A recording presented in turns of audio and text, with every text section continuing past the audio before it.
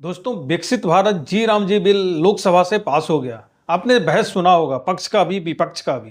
पक्ष वाले तो फेवर में बोलेंगे ही, लेकिन जो विपक्ष वाले हैं उनको जो तैयारी करके आना चाहिए था वो तैयारी दिखी नहीं, क्योंकि सिर्फ दो ही मुद्दे थे जिस पे विपक्ष वाले सत्ता पक्ष को घेरते दिखे और उन दो मुद्दों में कोई जान दिखी नहीं।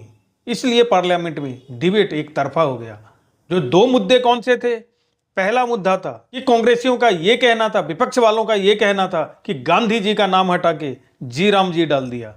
इस मुद्दे में कोई दम नहीं था, क्योंकि जी राम जी तो सांकेतिक था, वो बन रहा था ऐसे जी राम जी के नाम से तो कोई योजना ये थी ही नहीं, तो ये लोगों के दिमाग में चढ़ा नहीं। अलबत्ता कांग्रेस के हाथ से ये जो झुंझुना था मनरेगा का वो जरूर छीन लिया। दूसरा जो मुद्दा उन्होंने उठाया कि इसमें एक प्रोविजन है कि 60% जो इसका फंड होगा वो सेंट्रल गवर्नमेंट देगी और 40% फंड स्टेट गवर्नमेंट देगी। तो इनका यह कहना था कि स्टेट गवर्नमेंट के पास इतना फंड होता नहीं है कि 40% लगाए। अगर उनके पास 40% फंड नहीं होगा तो ये स्कीम कैसे चलेगी? अरे भाई, स्टेट गवर्नमेंट के पास जो फंड होता है उसमें प्रायोरिटी पे लेके चलना होगा। अगर आप इसको प्रायोरिटी मानते हैं तो उसमें आपको फंड लगाना है।